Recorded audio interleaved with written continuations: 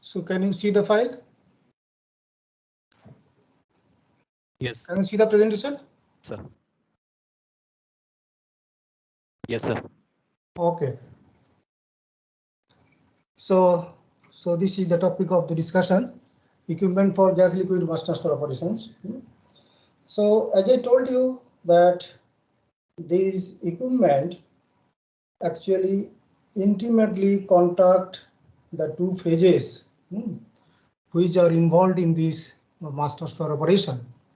So intimate contact is necessary so that we can effectively transfer one or more components from one phase to the other.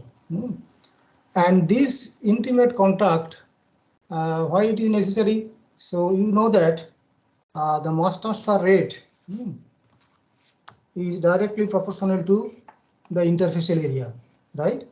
So I think let me just.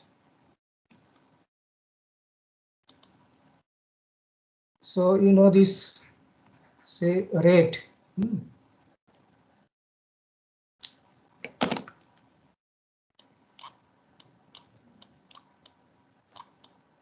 KL, suppose say A into del CA, right? So rate of mass transfer for component A, that is equal to KL, mass transfer coefficient, A interfacial area. Sometimes together we say that this KLA, volumetric mass transfer coefficient, and then del CA, that is the difference in concentration or the driving force, right? So if you look at these expressions, you can see that rate is directly proportional to A interfacial area, right? So we have to intimately mix the two phases so that we can get very high interfacial area for mass transfer, right? And during that intimate mixing, sometimes so that require high degree of turbulence, so which will ultimately lead to high value of mass transfer coefficient, right? But this driving force, it depends upon different other conditions like this equilibrium, how far your system is away from equilibrium, or whether there is reaction, this mass transfer simultaneously, chemical reaction is taking place or not. So all these things will decide these things. But in the equipment part, so mostly we will get very high values of the scale and A, right? And first of all, we are discussing about this A, as I told, that due to this intimate mixing, so we can get very high value of A so that the rate is directly proportional to A, so we'll get a very high rate of mass transfer. Now this intimate contact or mixing is possible by either by dispersing one phase into the other. So if you can finally disperse one phase into the other, then we'll get very high value of A, right? And that actually does this mass transfer equipment.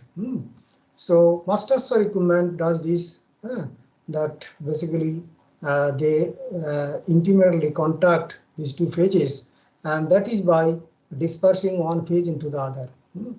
And when we are coming to these gas liquid mass transfer operations, so it is possible that we can either disperse gas into liquid or liquid into gas, right? So both it is possible.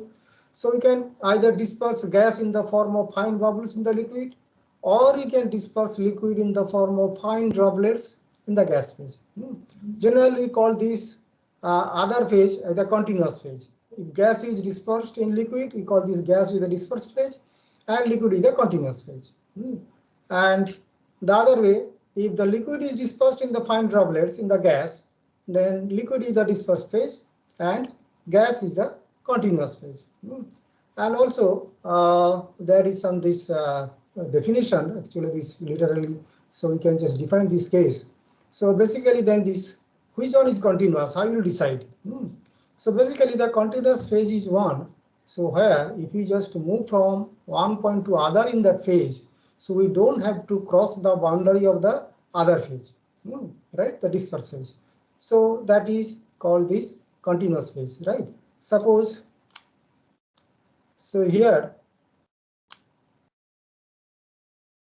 suppose this gas is dispersed in the form of fine bubbles, right? So now if I move from this point to, so this point, any point, so I can move without crossing the boundary of the dispersed phase with the gas bubbles, right? So that is the definition of the continuous phase. Similar dispersed phase. So if you go from one point to other point in that phase, we have to cross the boundary of the continuous phase, right? So if I just go from this to this, I have to go through the continuous phase only, right? So in that way, it is defined. So anyway, so we can have gas dispersed into the liquid phase or liquid dispersed in the gas phase. So in both way, it is possible, and the equipments are in fact classified on the basis of that, right? So let us see these things. So gas liquid contactors or gas liquid mass transfer equipment. So they are either gas dispersed or liquid dispersed. So in gas dispersed category, so we have this mechanically agitated contactor, in short MAC, then sparged vessels or bubble columns, and tray towers. Similarly, in dispersed case, dispersed liquid dispersed, we have quite a few. That is venturi scrubber, weighted wall towers, spray towers, and pack towers, right? But if you just see, so in the last varieties, so we have this again multiple types. So in case of tray towers, based on how you are dispersing the gas, we can have this sieve tray, valve tray, and bubble cap tray. So how we are dispersing the gas in the liquid, based on that, these are the three types of tray towers. Similarly, in case of pack towers, how we are basically here, the tower is packed with some packing materials. Now, how we are packing that tower with that materials? So based on that, we can have this randomly packed tower and regularly packed tower. So randomly packed tower, basically those packing materials, they are dumped into the tower and allowed to fall at random. So there is no particular array or arrangements of the packing material. But in regularly packed towers, there the packing materials are kept in a particular fashion, in a particular arrangement, and it is called this regularly packed tower. So mostly you'll find that for this they will get randomly packed towers, but we'll also have some examples of these regularly packed towers. We'll discuss these later. But one point to note here that these tray towers and pack towers, these are the most versatile gas liquid contactor of these two types. So basically this gas dispersed type, most versatile, widely used contactor is tray tower, and liquid dispersed type, similarly this most widely used gas liquid contactor is pack tower. So these two are, so we'll mostly discuss of this one, concentrate on these two towers, but just to give an idea about what are these other contactors, where they are used, so we can just have a look on those.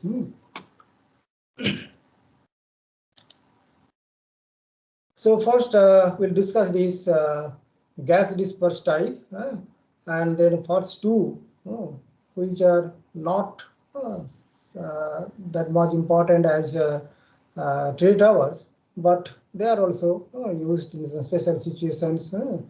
So just to have about how they look, so how they functions.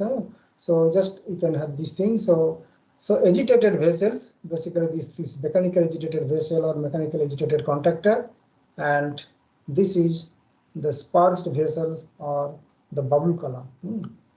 So in mechanical agitated contactor, so basically this is this front view, sectional front view, you can say this.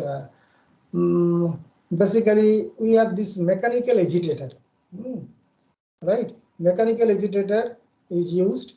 Purpose of this is to create turbulence in the system, and that will ultimately mix the gas which is dispersed in the form of bubbles through this sparger, right? So here this sparger is basically a perforated tube with several holes on that. So gas is coming or dispersed through this, and then it is further distributed or dispersed in the form of fine bubbles and mixed with the liquid which is inside the vessel, this contactor, right? So then there are baffles. So inside the tank, this contactor, there are these vertical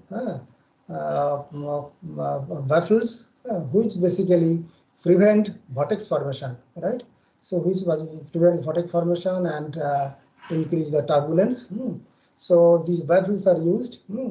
And then for some situations, we may need some cooling jacket. So if you are carrying out some exothermic process, most of these things, these are used for this mass transfer with chemical reaction.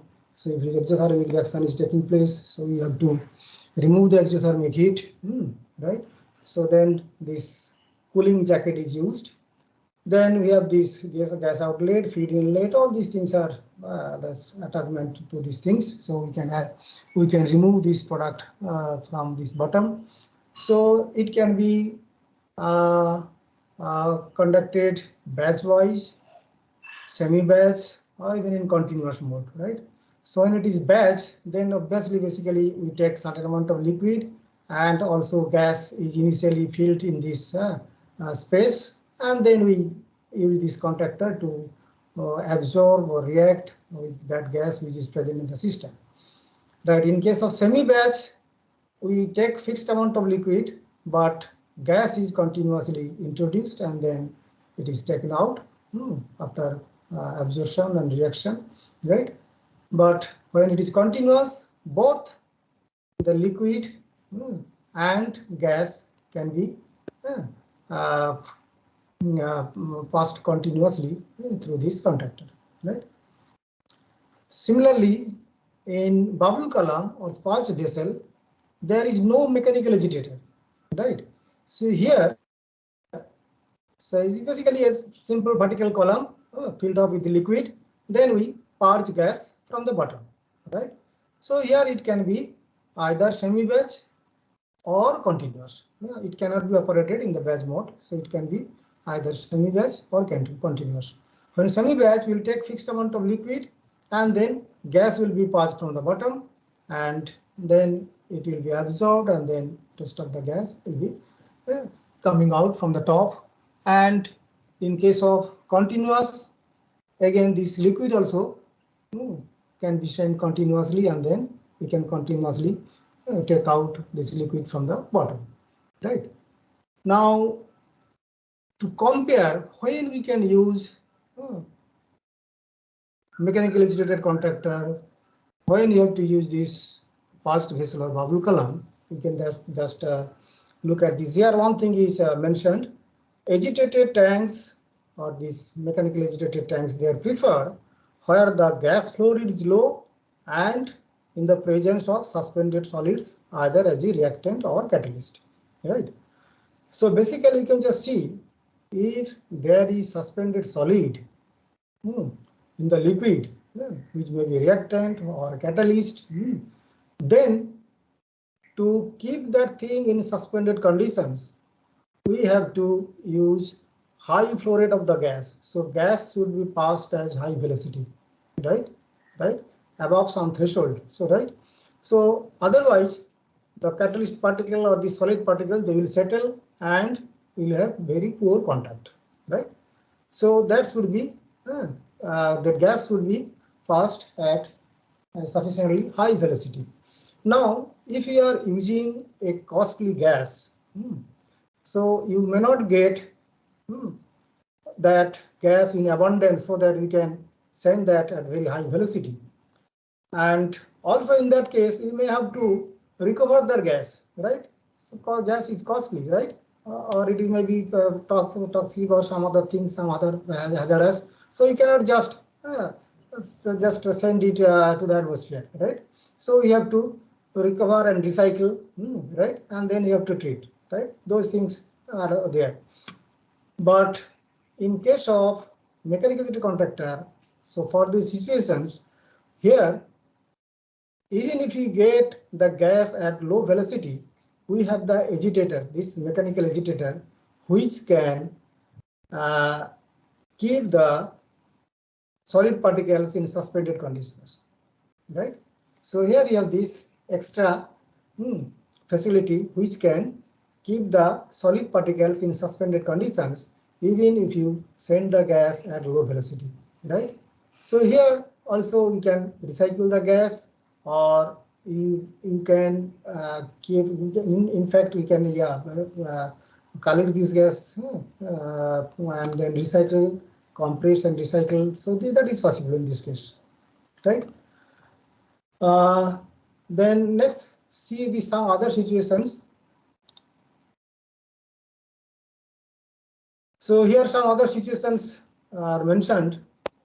So first thing is that gas and liquid can conveniently be contracted with the gas dispersed as bubbles in agitated vessels.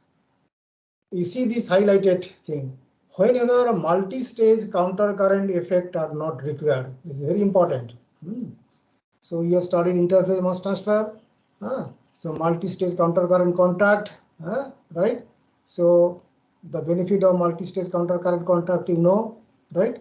So, but if you have a situation where, so if you use this multi-stage counter-current contact, so we will not get any extra benefit. Then we go for co-current contact, right? And this is the situation here in case of mechanically agitated contactor.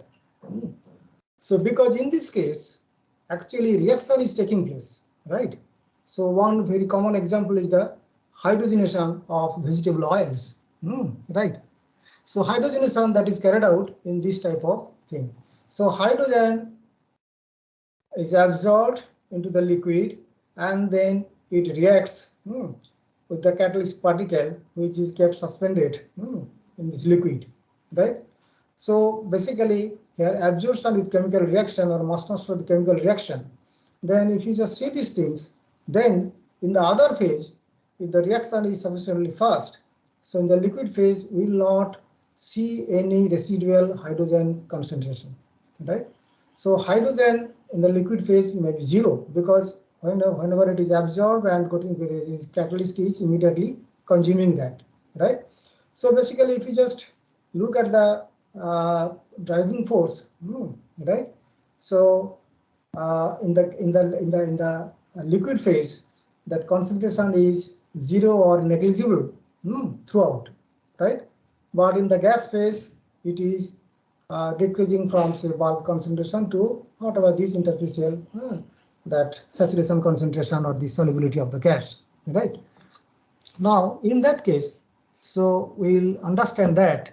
So when there is no change in concentration in one phase, so it is immaterial whether you contact the phases concurrently or countercurrently, right? So particularly if you contact the phases countercurrently, we will not get any extra benefit, right? So basically, so it is like the co-current contact, right? So basically this concentration of only one phase is changing, so other phase is constant, right?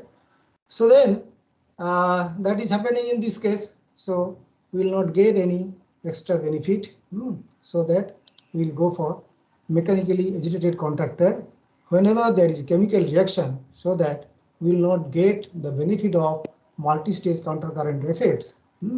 So we will go for this mechanically agitated contactor.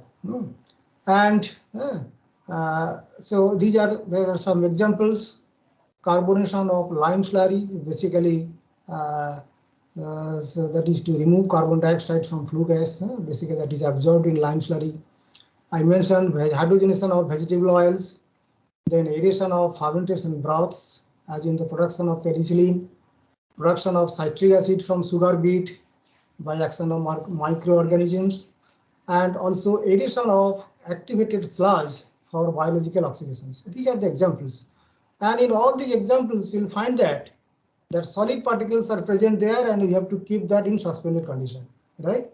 So if you go for these traditional contactors like your this countercurrent, this T tower or this pack towers, then solid particles may clog the vessel. So it is not advisable to use those contactors for such service when there is a suspended particle in the in one of the phases, right? So, but the solids, those can be kept suspended in agitated vessels, and so that it is recommended that for such purpose, so we have to go for this agitated vessels or mechanically agitated contactor, right?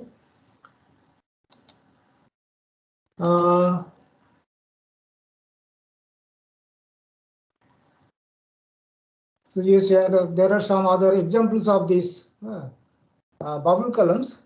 So different types, and basically this cascade bubble column, basically when the column is tall, and obviously tall means then diameter is also large, then you may not get proper distribution of the gas if you don't have intermediate distribution, right?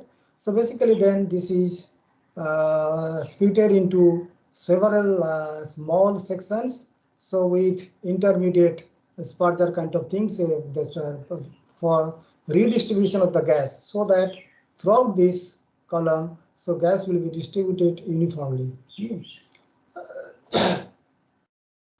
Then another thing is this internal loop.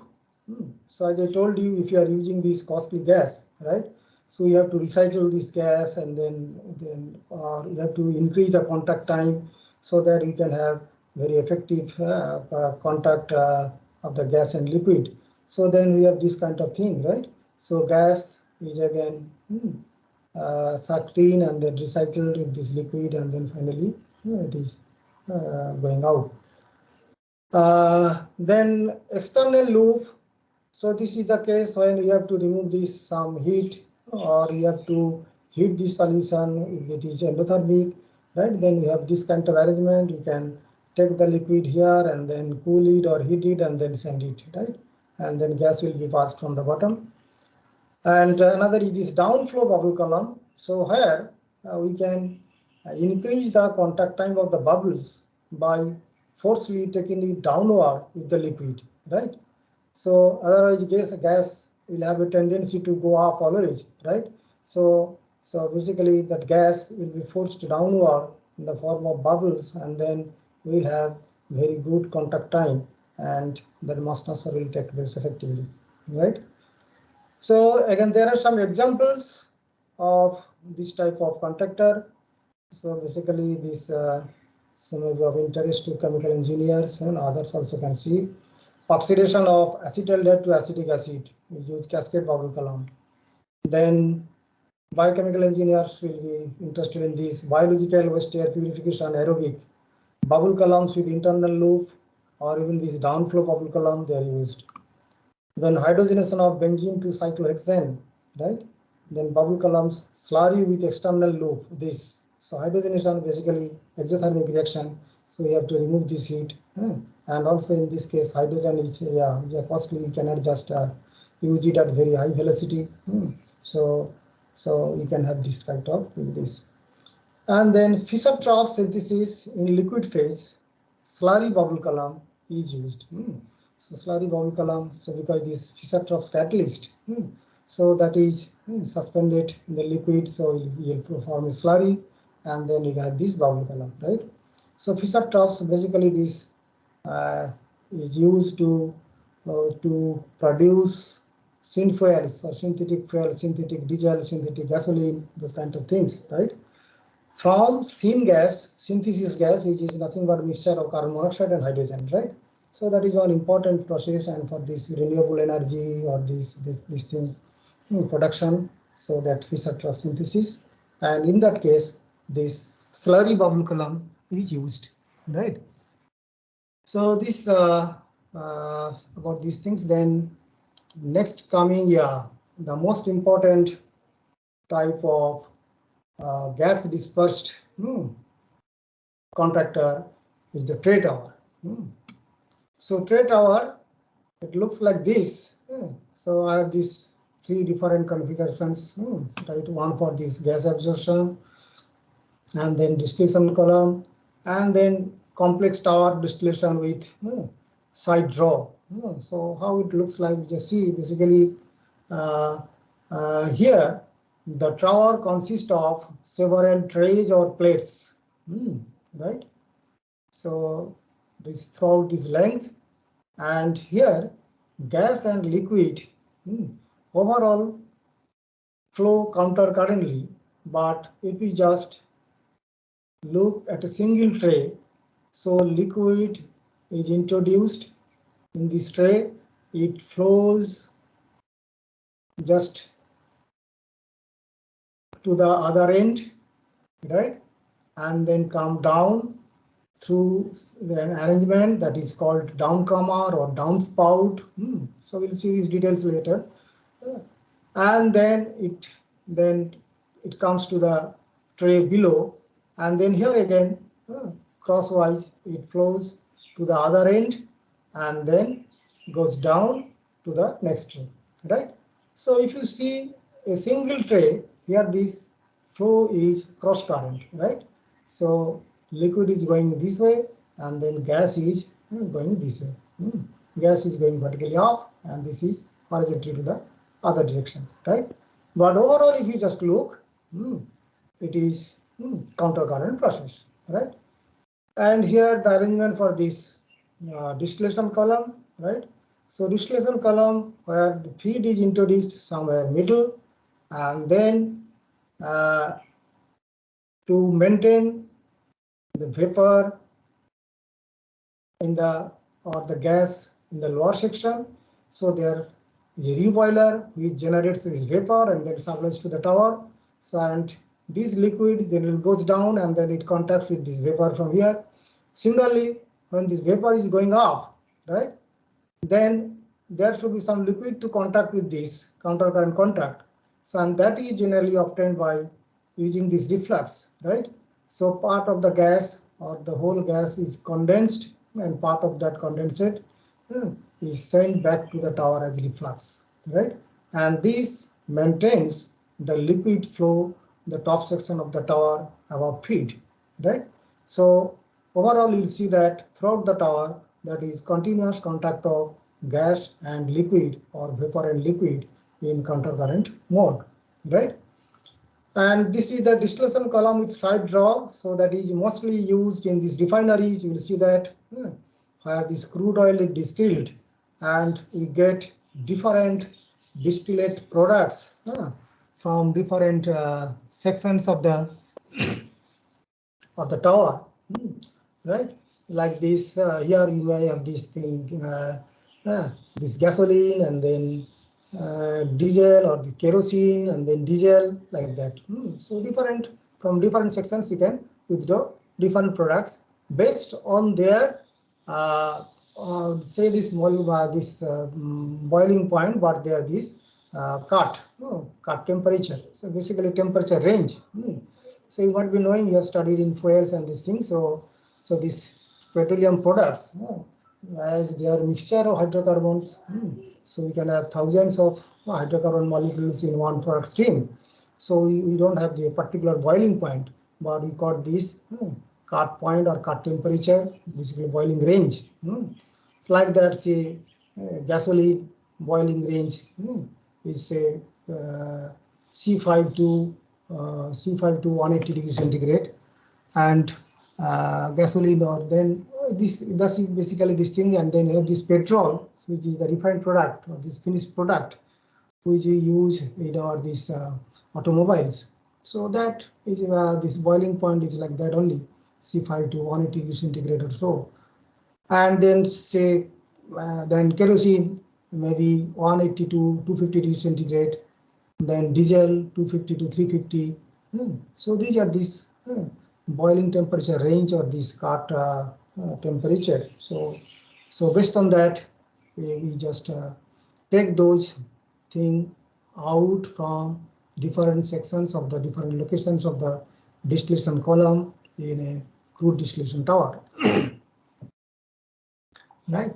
So then let us go to these other things. Right. I mentioned these three different types of tray towers based on how we were dispersing the gas into the liquid. Right. So here first is the sieve tray I mentioned. So basically there are a number of perforations or holes on the plate, right? So they are arranged in a particular fashion, maybe in a square pitch or triangular pitch. In different pitch, you must be aware of this pitch thing. So maybe in heat exchanger where you just fix the tubes on this tube seat like that. Here also we have the holes in a particular fashion on the plate of the tray, and then through which the gas issues in the form of fine bubbles. Then we have this bubble cap tray. So it looks like the cap of our these household pressure cookers, right? So, but I'll show you how it actually this design is this. Similarly, you have this valve tray. Basically, there several valves are installed on the tray, and that also in particular fashion. And then particularly let me see just how they actually looks like. So these are this bubble cap. So bubble cap, you can see there are this central so riser area, riser. So this is the fix. This is not thing, but the other areas you just see. This is this sectional view. So basically, or if you see this, so here how we have fixed this cap. This is the way how we are fixing the cap on the plate. So this is the cell seed material of the plate. Then and this is this gas is rising through this. Then it takes the reverse direction. Then there are slots on the periphery of the cap, as you can see here, this type of slots. Then gas comes out through these slots in the form of bubbles, and then this cap is submerged in the liquid pool on the tray. So then it bubbles through this, right? So this way gas liquid contact takes place, right? So here is the another way of fixing this cap to this plate. So here, so this way we just get this gas dispersion. So basically gas rises through this, and then it takes this reverse flow and then comes out through the slots, rectangular slots on the periphery of this cap. And these caps are submerged in the liquid on the tray, right?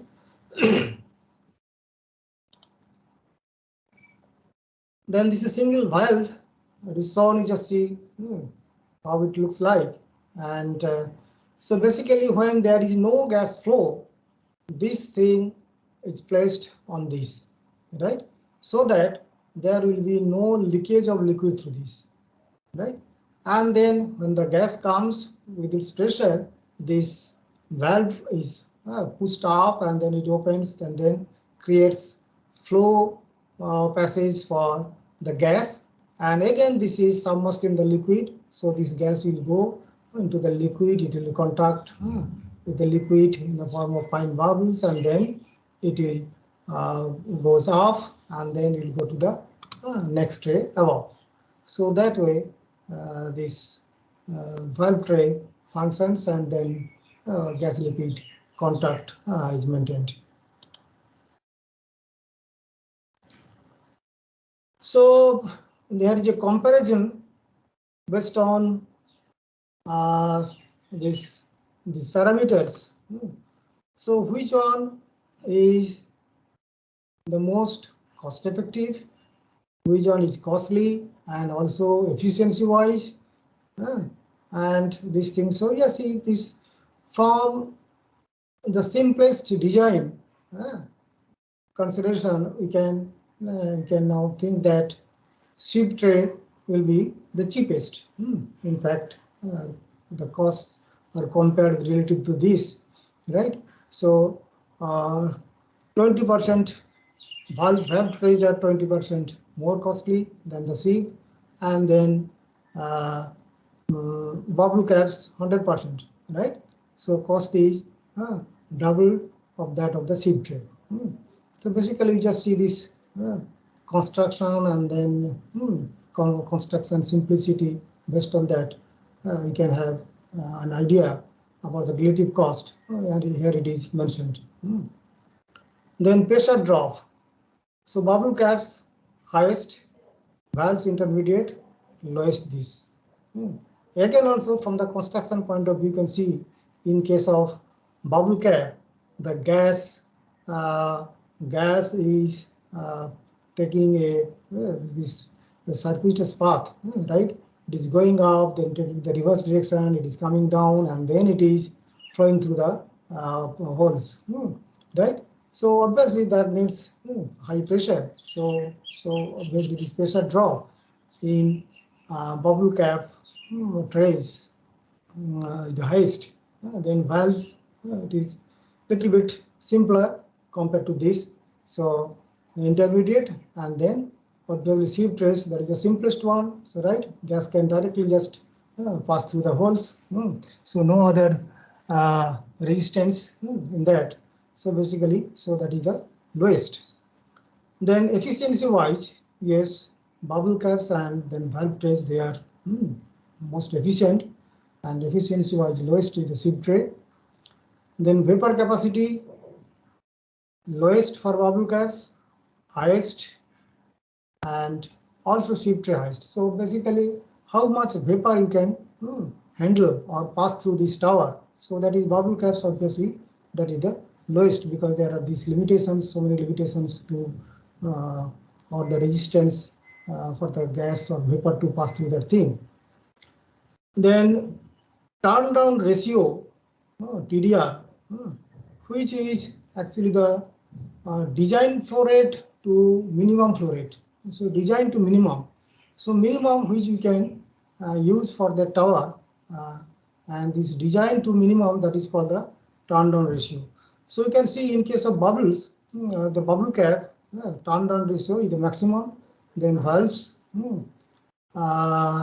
yes, then this 5 and 4, and then lowest in case of sieve tray. So basically, just you'll also realize this when we discuss the next part. Basically, in case of bubble cap, so as I mentioned, so particularly this gas flow rate. So if you just use low gas flow rate, then basically what will happen? So then liquid may come down to the tray below. So that will happen mostly in case of sieve tray, because there is no way to resist the gas, resist the liquid to be drip down to the tray below. But in case of bubble cap, you must have seen. So here, right? Even in the gas flow rate is low, and we have this liquid up to this level, right? So it will not come down, right? It will not come down. The arrangement is such that it will resist the liquid to come down, right? Similarly, in case of valve tray, as I told, when the gas flow rate is low, pressure is low, this valve will close, so it will not allow liquid to go down, right? So that's why it is also having a very high TDR, turn down ratio. But in case of sieve tray, there is no way. If the gas pressure is low, then liquid will come down through this, right? So generally, that's why it is having the lowest turn down ratio, right? So we can use only half the design gas flow rate, right? So half the designed gas flow rate. So we cannot use much lower gas flow rate in this case. Otherwise, the liquid will come down through the holes to the tray below, and it will have very poor gas liquid contact, right? Now, let me discuss some other important aspects of these tray towers. First of all, just see how these trays contact the gas and liquid phases. So I mentioned before that. But the thing is that here, just two subsequent trays are shown schematically here. So suppose if we take this tray, so liquid is coming down through this downcomer or downspout. Then here it is in fact dipped into the liquid in this tray. Otherwise, gas will have this shortest path.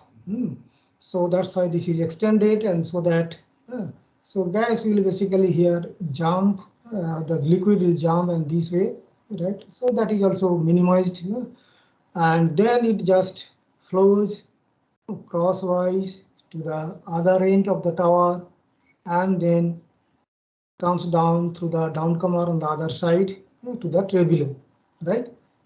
Now gas from the bottom of this tray comes in the form of fine bubbles and dispersed into this liquid, but when it is disengaged from the liquid, it forms froth, and it carries froth with it, and then finally gas is disengaged from this froth and it glows to the tray above through the holes there, right?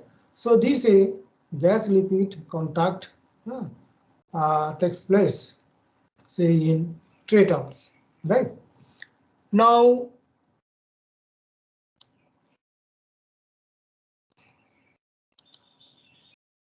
in the design of this type of tower is to find out the number of trays, basically number of real trays required for a given separation, right? So number of actual trays required for a given separation. That is the first step. And once you know that, then we can decide about this this tray spacing.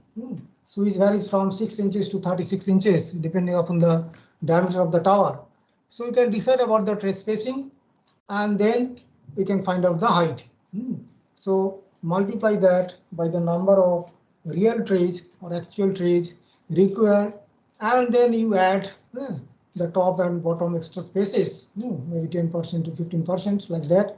So based on that, we can find out the height of the tower. So diameter of the tower that is also part of the design. So that is basically determined from the flow rates of the liquid and vapor or gas, right? So basically your tower should be of sufficient diameter to accommodate the liquid and gas flow rates that you have to use, for this separation, right? So I will discuss how that is determined. But first thing is that when you have to determine the number of real stages, or this number of actual trays, in this case tray tower. So trays are actually, they are considered as a stage, single stage. So you remember the definition of stage. You have just studied in interface mass transfer. If you see that, then in a single tray, so that is actually happening, right? So do you know this, what is a stage? Stage wise contact stage, you have studied that thing, right? So stage, basically here, this liquid and gas, so they are contacted intimately, and that intimate contact tries to bring them to equilibrium, and then these two phases are separated, right? So that actually stage does that thing, so that function. So basically, we consider these stage as stages, right? So these are the stages. So that's why I can use this tray and trage because we have this for both these things. So basically, this to find out the number of real trays required for a given separation, first you need to determine the number of ideal trays. So number of ideal trays or ideal stages, and then you divide that by fractional efficiency, tray efficiency, or overall tray efficiency. Then you will get number of real trays, right? And then number of equilibrium or theoretical trays. How that is determined? That is determined by equilibrium and material balance considerations, right? So by material balance, so we have done these things in interface mass transfer. By material balance, we will get operating line, and then we have the equilibrium line, right? And by having these two lines, so we can draw the stages, or from this plot, we can determine the number of ideal trays or stages required for a given separation, right? So basically, the number of ideal trays is determined by material balances and equilibrium considerations. And then next job is to find out the tray efficiency. So you know the tray efficiency, then you can divide the number of ideal trays by that to get the number of real trays, right? Now, this tray efficiency generally that designer will give you how much efficiency you can expect from its design and this thing, right? But as a designer, to understand that, we should also know how that is actually determined. So how we can get a tray of very good efficiency, right? So generally, the efficiencies are not very high, right? So maximum around 60% efficiency you will get, not more than that. Why that? Why not 80%, 85%, right? Efficient trays. So that we'll discuss. We'll find out from the following discussion. First of all, the tray efficiency to be high, what do you need? So we need very long contact time, right? So gas liquid contact should be for so longer period of time, right? And then there should be intimate mixing or turbulence, right? Intimate mixing of the gas and liquid, so that gas is dispersed in the form of fine bubbles, and then turbulence will lead to high mass transfer rate, mass transfer coefficient. You know that that depends upon the turbulence, right? So these things are required for this tray efficiency to be very high, right? But most of the time we'll see that the things those are required for this tray efficiency to be high, they are either not possible or they will lead to some other opposing factors. So that if this is if your this factor this increase the tray efficiency, then some other factor will come, will decrease the efficiency, right? So let us see how these things take place.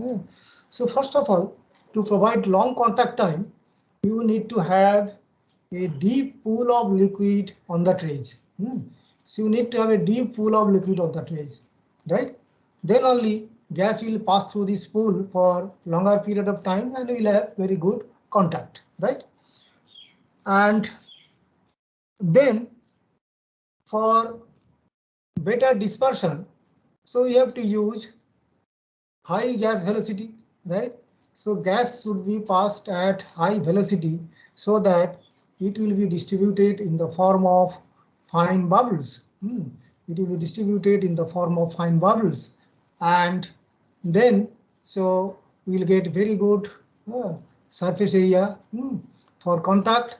And not only that, when the gas is passed at high velocity, it will stir the liquid pool on the tray, right? Basically, it will create turbulence on the liquid tray, when the liquid pool on the tray, right? So that very intimate mixing will take place, right? Otherwise, when the gas is passed slowly, so it will be form of large bubbles. So basically, then surface area per unit of volume, per unit volume of these bubbles is less. And then this bubble will pass through without creating any turbulence in the liquid pool, right? So then for very high mass transfer efficiency, so we should have a deep pool of liquid so that we'll get very good contact time. And also we have to use high gas velocity so that we will create turbulence. It will be dispersed, or gas will be dispersed in the form of fine bubbles, so that we can have very efficient mass transfer, right? Now let us see how these factors create some opposing effects. First of all, when you are using gas at high velocity, it will come out from this liquid, taking small amount of liquid droplets in this. That is called mechanical entrainment. So mechanical entrainment will take place. So basically, in that case, the gas will come out with small fine droplets of entrained liquid with it, and also that will not be detached from this space. Within this space, that will be carried to the tray above. So basically, gas bubbles will carry some liquid droplets to the tray above. Then okay, let them carry. What is the problem? The problem is that this liquid here, so as you are going down, so liquid phase is concentrated this way, right? And gas phase, gas is entering from the top, gas is concentrated in the reverse way, right? So this liquid is then more concentrated than this, right, tray above. So basically, we are mixing concentrated liquid with the dilute one, right? And that in fact increases the overall concentration of this tray. So overall concentration of this tray above this is increased by this mechanical entrainment, or this entrainment, liquid entrainment of the gas, right? And when this concentration is increased, thus in fact decreases the driving force, right? So driving force here is the overall this gas concentration to this bulk concentration. So overall, if you just see this thing, then if this is increased, then overall driving force decreases, right? So that again will decrease the rate of mass transfer. So mass transfer rate is decreased, so that tray efficiency will be dropped, right? So by this mechanical entrainment, due to this change in or increase in overall concentration of the liquid pool above this particular tray, so will lead to low tray efficiency due to that, right? Then other thing is that pressure drop, right? We have deep pool of liquid, as well as gas is going at a high velocity, gas is passed at a high velocity. So gas pressure drop will be more. So gas will experience large pressure drop in passing through this liquid pool, right? Then what's the problem? The problem is that generally this tower at the top is operated slightly above atmospheric pressure, right? So distillation tower or this absorber or these things basically slightly above atmospheric pressure. So basically maybe 1.2 to 1.5 atmosphere at the top. Now, if the pressure drop per tray is high, then at the bottom, so you should have very high pressure for the gas, so otherwise gas will not flow, right? So then for absorbers and strippers, high pressure at the bottom will lead to high operating cost because we have to use high fan or this blower power, so right? So that will lead to high operating cost. But in case of distillation column, what is happening is that high pressure at the bottom means high boiling temperature, right? So high boiling temperature, then we have to use this thing reboiler. This heat load will increase, right? And not only that, if you are processing heat sensitive material, then so it will be damaged. That liquid will be damaged by exposing to such high temperature. So then these are the difficulties. So we cannot have very high pressure drop for the gas phase. So these are the situations where that we have to face in that case. So then we have to come to a compromise, right? Then we have to come to a compromise. So basically then what we can see now, this great depths of liquid on the trays will lead to high tray efficiency through long contact time, but also at a high pressure drop per tray. High velocities within limits will provide good vapor liquid contact through excellence of dispersion, but will also lead to excessive entrainment and obviously high pressure drop, right? So then we have to compromise, then we have to use some reduced flow rate, and then we have to some optimum liquid depth on the this thing tray, so that based on that the designer will decide how much should be the height of this wire. This is called the wire, right? So outlet wire, this determines the depth of liquid pool on these things, right? So inlet wire, this is basically this submerged, but outlet wire will decide how much liquid depth will be there on the trays, right? So based on that, the designer will decide this mechanical design part, how much will be the height of this outlet wire, right? But several other inoperative situations will also arise, right? Let us see what are those things. So first of all, I mentioned this entrainment.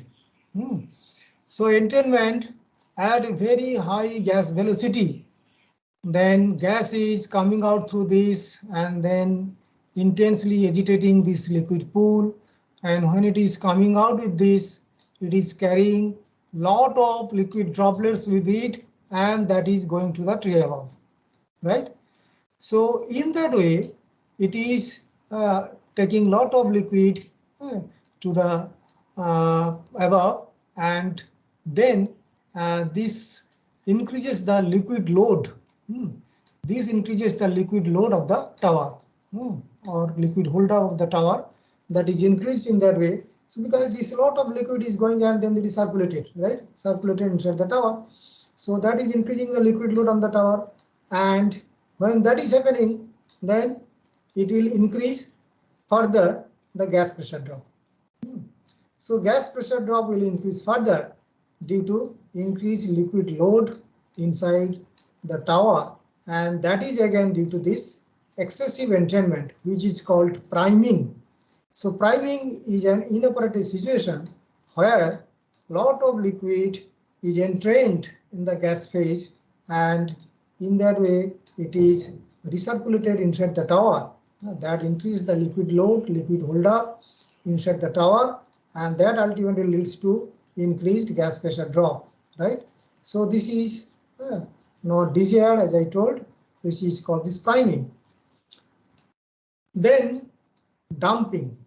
Dumping, before that, is called whipping, right? So when gas flow rate is low, right? then what will happen? So it will not be able to withhold this thing, liquid, the tray above, then liquid will start dripping down through these holes. This is called weeping.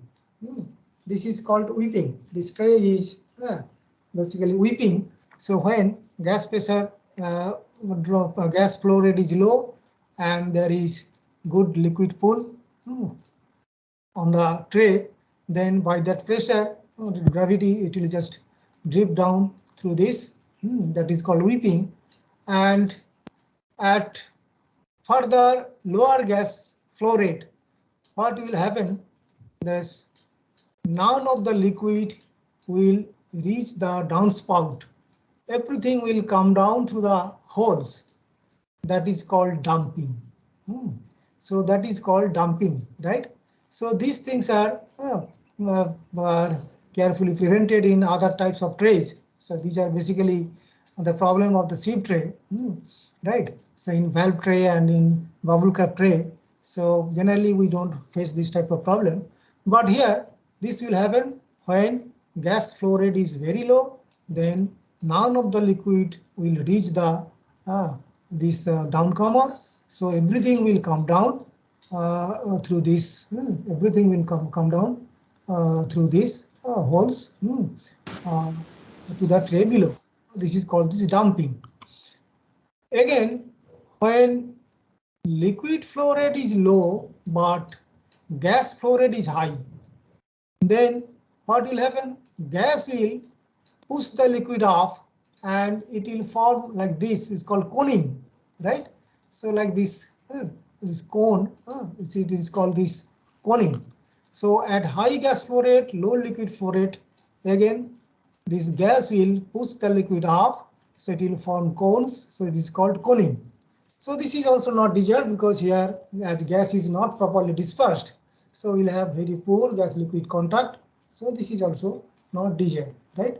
So this is the coning. So these are the three inoperative situations that is mostly faced in case of sieve tray towers under different operating conditions.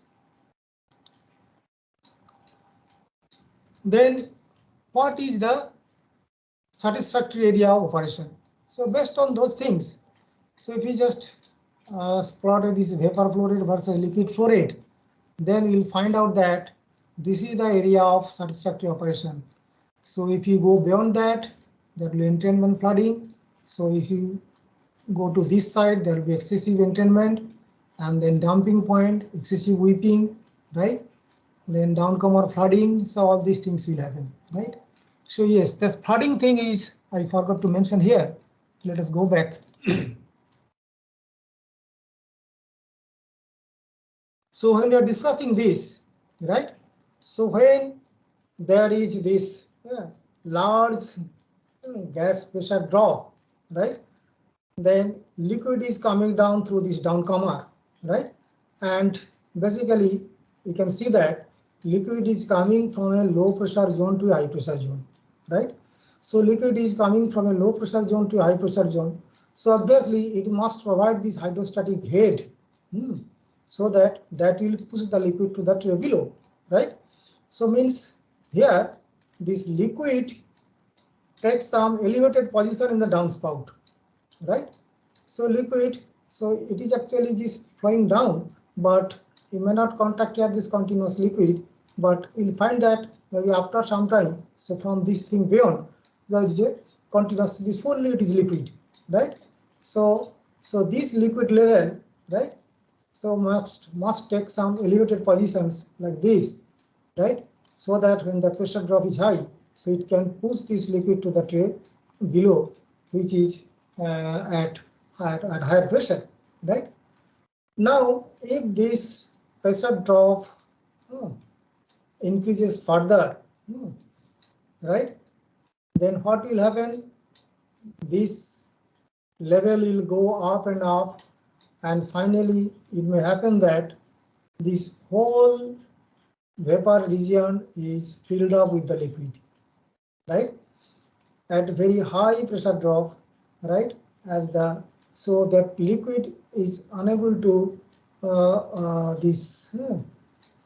this pool is not unable to force this to the tray below, so it is taking higher and higher positions.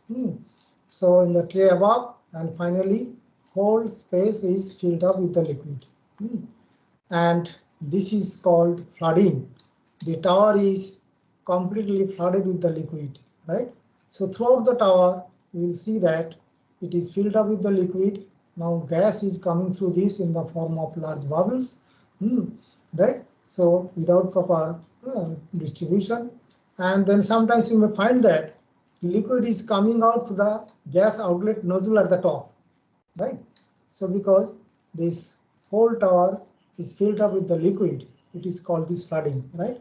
So that is also an inoperative situation. So that will happen when gas pressure drop is very high, and which we cannot take to, or we cannot apply just for the sake of high trade efficiency for with intimate dispersion or distribution of the gas into the liquid, right? So this is the flooding situation. So that is mentioned here. So downcome or flooding. So at basically at both this high gas rate and high liquid rate. So that is the situation. So will lead to flooding, right? And then other things will happen, as I mentioned. So here in other way it is also mentioned, this liquid rate versus gas rate. This is the area of satisfactory operation. So at low gas rate, we will have this dumping, as I told. Then at little higher gas rate, but high liquid rate, whipping will be there. And then finally, when the further gas rate is down, so everything will come down through the holes. So we'll have this dumping, and then coning, high gas rate, low liquid rate. So we'll have this coning, and this side priming and excessive entrainment, and then both high gas rate and high liquid rate will have this flooding, right? So this is the area of satisfactory operation.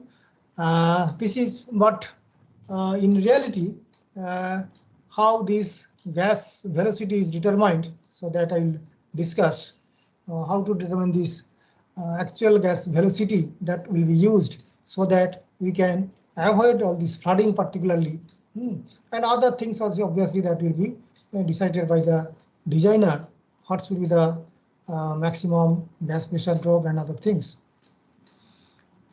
Yeah, this is the plot that is generally consulted to determine the gas velocity, that optimum gas velocity that can be used. And in fact, this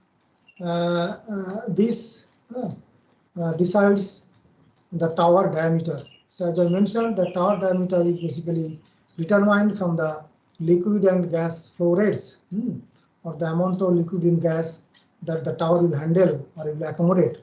So here, this plot that is called Fair's plot, or this Fair and Matthews, after Fair and Matthews. So here this FLV, that is liquid vapor flow parameter, which is nothing but L by G, liquid and gas flow rates, rho G, gas density and liquid density raised to 0.5. This is the vapor liquid flow parameter. This we can determine because you know this liquid and gas flow rates, actual flow rates. And now here we'll get this CF or CSB. This is called this capacity parameter, right? So in case of bubble cap tray, right? In case of sieve tray, it is called CF, right? So which is basically this UN times again this liquid and gas density terms, rho G by rho L minus rho G is 2.5. This UN is the superficial gas velocity under flooding. So under flooding, N is the net. Superficial means this gas flow rate through net cross-sectional area. So basically that this central transfer area, excluding the downcomers, both inlet and outlet, the downcomer area. So based on that, this UN is calculated, net flow area, right? So based on this net flow area, now then based on that, on your trace spacing, we can find out what is the flooding velocity from this UN. What is the flooding velocity? Because this factor we can determine easily knowing your gas and liquid flow rates and the density of the streams. So we can find out what is the this UN CSV, and then from this factor you can find out what is the UN, the gas velocity under flooding. Then we have to reduce that to the actual value. So generally, if you are handling non-foaming liquid, actual gas velocity is considered as 80 to 85% of this flooding velocity. So that should be less, right? So you cannot operate the tower under flooding condition, right? So that should be less. So generally, 80 to 85% of this flooding velocity is considered the actual gas velocity. But if you are handling foaming liquid like hydrocarbons, right, in refinery distillations, then what will happen? Then lot of foam will be formed. And then foam means then liquid entailment will be there. So liquids will be liquid droplets will be carried, and then as you know this all these things priming and those things will happen. So in that case, generally that actual gas velocity is considered 75% or less of this flooding velocity, right? So then we decide this actual velocity. So once you know the actual superficial velocity, if you divide that by this actual flow rate G, we'll get the cross-sectional area, isn't it? So if you just divide this actual gas flow rate G by this actual superficial velocity, we'll get the actual cross-sectional area, not actual cross-sectional area, that is the actual this cross-sectional flow area, the net flow area, that things, right?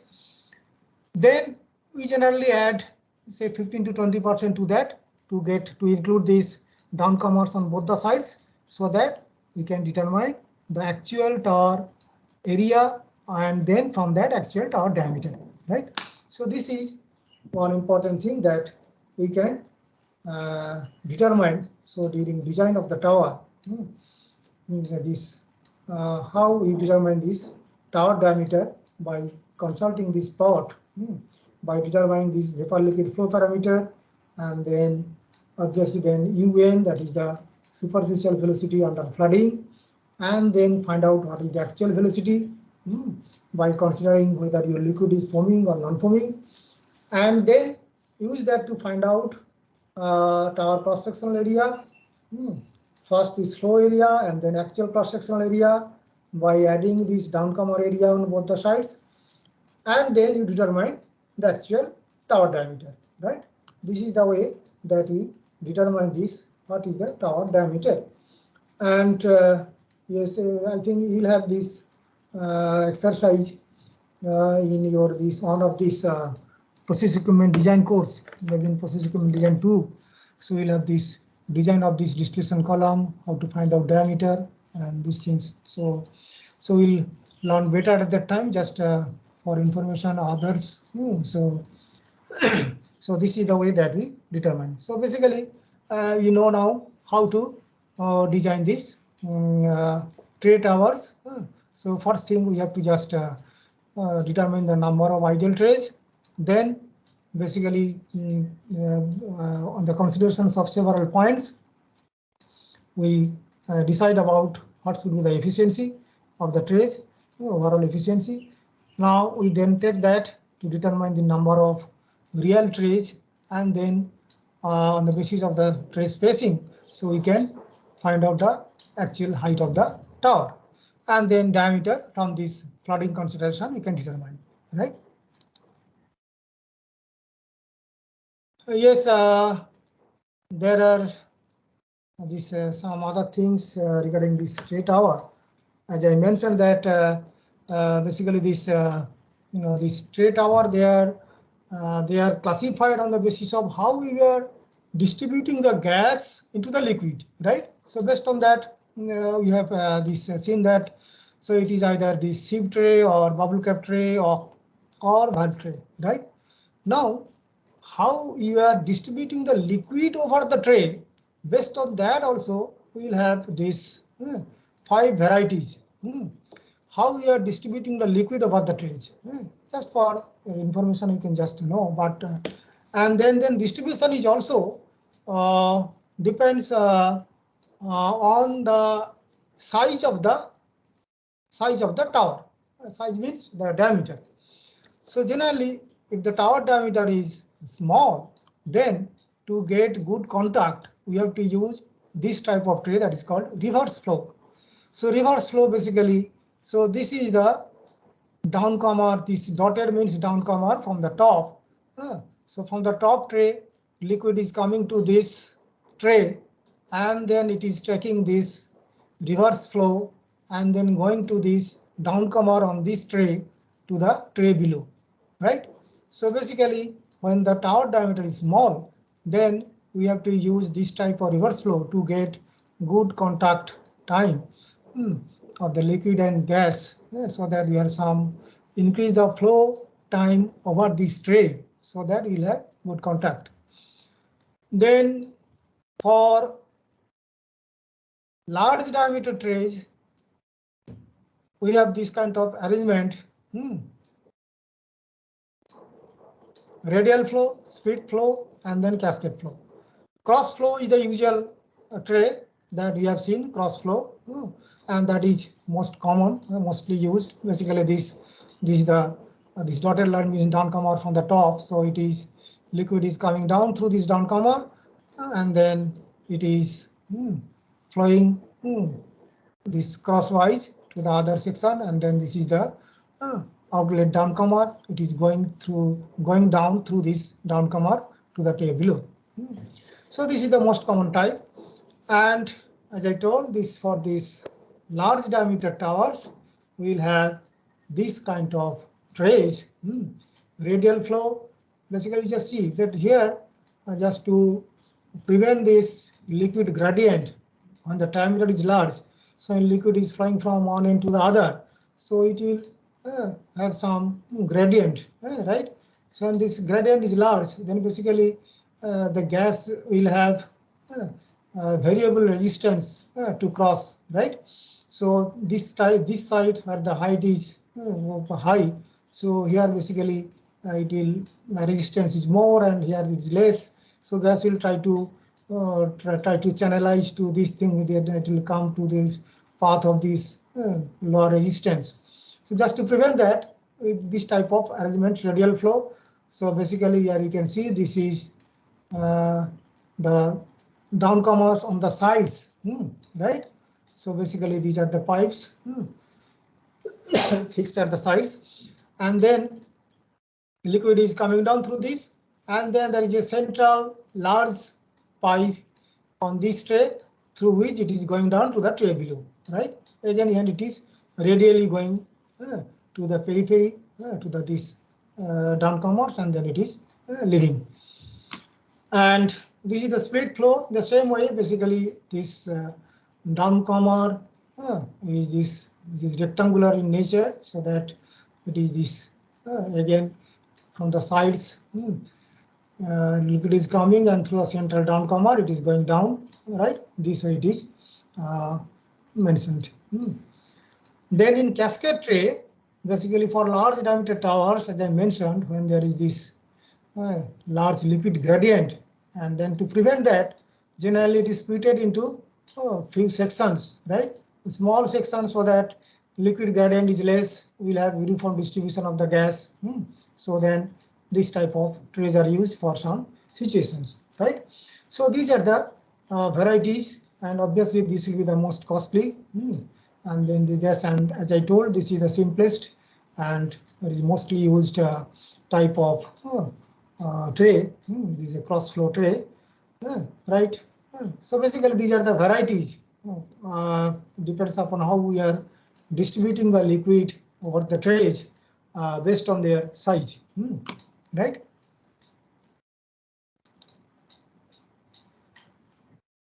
So then yeah, this is all about this gas disperse type. So I should stop here. So continuously I'm taking, I don't know. So do you have any problem in understanding or have any question? You can ask. No, sir.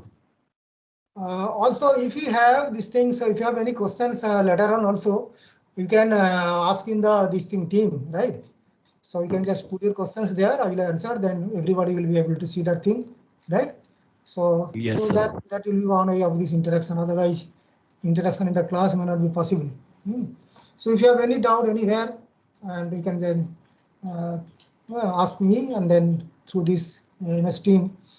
And so after the discussion, maybe I will finish in the next class. So I will upload this so in the team so we can see there. But yeah, only this file I will upload. I don't have any other write-up on this thing. So we can then refer to that when you'll have when you'll study these things. And mostly for my lectures, I follow Treble. So Treble, so you can also consult Professor Datta's book, B.K. Datta. So basically, I follow these things. So, and you might be knowing that Professor Datta is also my teacher. So he was my teacher during my undergrad. So, so obviously, whatever I have learned from him only, and those we are applying here. So basically, that time, so he used to consult this Trevel's book, and then as I am habituated to that, so I consult that. But no problem, we can use Professor Datta's book, but only certain terms will be different. So otherwise, concept-wise, and these things be same. And yeah, so that is the thing. So even for other operations also, these masters per operations, absorption, distillation. So I will follow mostly this Trevel's book. Okay. Okay then. So if you don't have any questions, then we can close this meeting.